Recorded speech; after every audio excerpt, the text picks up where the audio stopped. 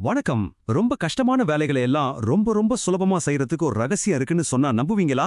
ஆமாங்க, அது கிட்டத்தட்ட ஒரு சூப்பர் பவர் மாதிரி தான். வாங்க அந்த ரகசியம் என்னன்னு நாம இப்ப பார்க்கலாம். நீங்க எப்போவாவது பார்க் போயிருந்தா இத கண்டிப்பா பார்த்திருப்பீங்க. ஒரு சின்ன குழந்தை அவங்கள விட பல மடங்கு எடை அதிகமா இருக்கிறவங்க அப்பாவே அம்மாவையோ எப்படி அவ்வளோ சுலபமா மேல தூக்குறாங்க? இதுக்கு பின்னாடி என்ன இருக்கு?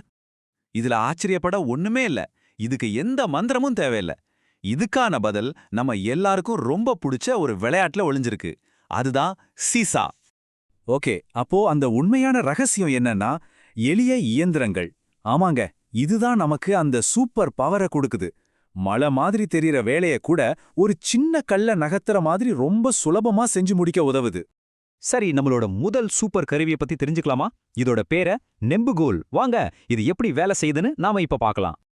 நெம்புகோலுங்கிறது ரொம்ப ரொம்ப சிம்பிளான ஒரு விஷயம்.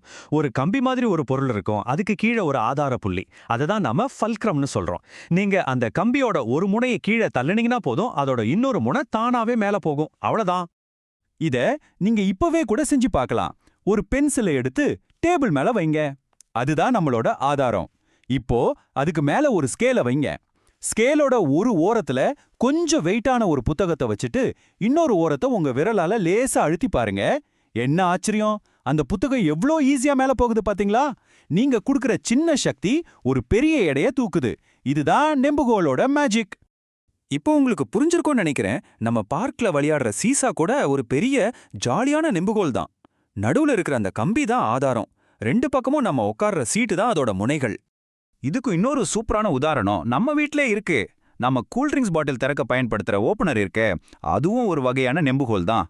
யோசிச்சு பாருங்க, நம்ம கையால லேசா ஒரு அழுத்தம் கொடுத்தாலே போதும், அந்த டைட்டான மூடியை எவ்வளோ சுலபமா அது திறந்துடுது.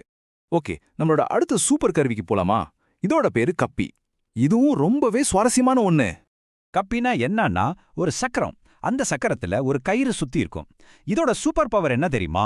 ஒரு கனமான பொருளை மேல தூக்குறதுக்கு நாம கஷ்டப்பட தேவையில்லை. அதுக்கு பதிலா கயிறை கீழே இழுத்தா போதும், அந்த பொருள் தானா மேல போயிடும். அடேயப்பா, இது நம்ம சக்தியோட திசையே மாத்திருது. வாங்க, நாமளே ஒரு சின்ன கப்பி செஞ்சு பார்ப்போம். ஒரு நூல் கண்டு எடுத்துக்கோங்க. அதுதான் நம்ம சக்கரம். அது மேல ஒரு நூலை மாட்டி நூலோட ஒரு முனையில சின்னதா ஒரு பொருளை கட்டிடுங்க. இப்போ நூலோட இன்னொரு முனையை கீழே இழுத்து பாருங்க.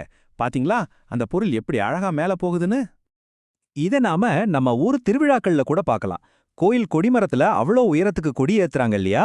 அதுக்கு அவங்க இந்த கப்பிகளை தான் பயன்படுத்துறாங்க. கீழே நின்னு கயிறை இழுத்தா போதும், கொடி அழகா வானத்துல பறக்கும். அப்போ இதிலிருந்து நாம தெரிஞ்சுக்கிட்ட முக்கியமான விஷயம் என்ன? நெம்புகோல், கப்பி மாதிரி ரொம்ப எளிமையான இயந்திரங்கள் நம்மளோட வேலையை ரொம்ப ரொம்ப சுலபமாக்கிடுது.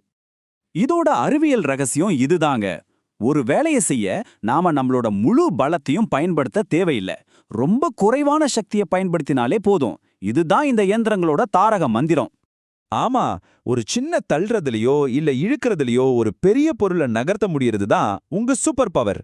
இந்த சக்தியை உங்களுக்கு கொடுக்கறது தான் இந்த எளிய இயந்திரங்கள். சரி, இவ்ளோ நேரம் நாம பார்த்தோம் இல்லையா?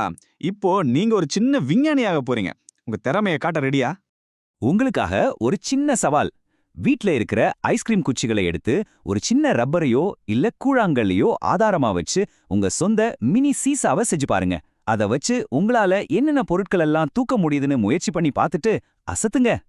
இனிமே உங்களை சுற்றி பாருங்க. நாம இன்னைக்கு பார்த்த நெம்புகோல், கப்பி மாதிரி இன்னும் எத்தனையோ எளிய இயந்திரங்கள் நம்ம சைக்கிள்ல, வீட்டு கதவுல, ஏன் ஒரு சிப்ஸ் பாக்கெட்டை கிழிக்கிற இடத்துல கூட ஒளிஞ்சுக்கிட்டே இருக்கு. சொல்லுங்க, இன்னைக்கு நீங்க என்னென்ன அற்புதமான இயந்திரங்களை கண்டுபிடிக்க போறீங்க? யோசிச்சுக்கிட்டே இருங்க, தேடிக்கிட்டே இருங்க.